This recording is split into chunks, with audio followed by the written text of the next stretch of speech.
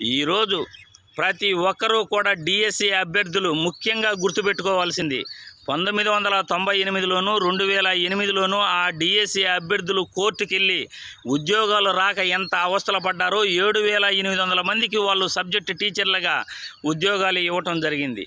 ఈరోజు international syllabus CBSE syllabus తెచ్చిన కారణంగా ఎక్కువ డిఎస్సి అభ్యర్థులకు తెలుగు మీడియం అభ్యర్థులకు ఉద్యోగాలు ఇవ్వలేక ఉన్న టీచర్లకే ట్రైనింగ్ ఇవ్వాల్సిన పరిస్థితి.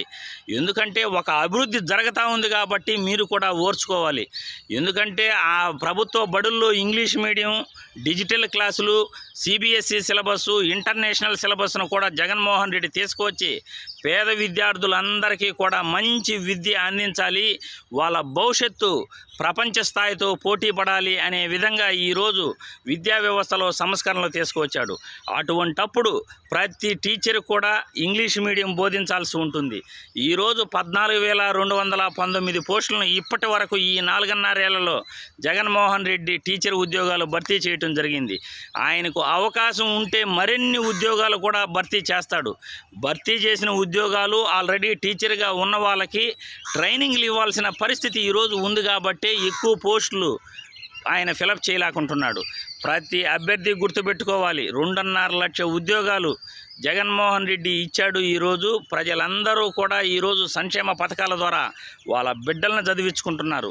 అమ్మఒడి పథకం, జగనన్న విద్యా దీవెన, జగనన్న వసతితో మీ పేద బిడ్డలకు మీ అకౌంట్లో, తల్లుల అకౌంట్లో డైరెక్ట్గా డబ్బు పడతా ఉంది.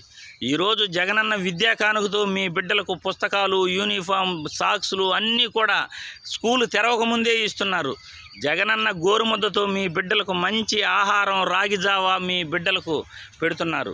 ఇటువంటి పనులు చంద్రబాబు నాయుడు గతంలో ఎప్పుడైనా చేశాడా అని మీ అందరినీ కూడా ప్రశ్నిస్తున్నాను. ఈరోజు సంక్షేమ పథకాలు రావాలన్నా, మీ బిడ్డలకు మంచి చదువు అందాలన్నా, మీ ప్రాథమిక ఆరోగ్య కేంద్రాలు, మీ గ్రామాలలో మంచి వైద్యం మీకు అందాలన్నా, ఇంటింటికి ఒక డాక్టరు మీ ఇంటికి రావాలన్నా కానీ జగనన్న అధికారంలోకి రావాలి. ప్రతి ఒక్కరూ కూడా అభివృద్ధిని చూడండి. రాష్ట్రానికి పరిశ్రమలు, పెట్టుబడులు ఎన్ని వచ్చాయో ప్రతి ఒక్కరూ కూడా గుర్తుపెట్టుకోవాలి. జన్మభూమి కమిటీలు చుట్టూ మీరు తిరగాలనుకుంటారా, లేకపోతే మీ ఇంటికి వచ్చి మీకు అన్నీ అందించాలి అని అనుకుంటారా? మీరే ఆలోచించాలి.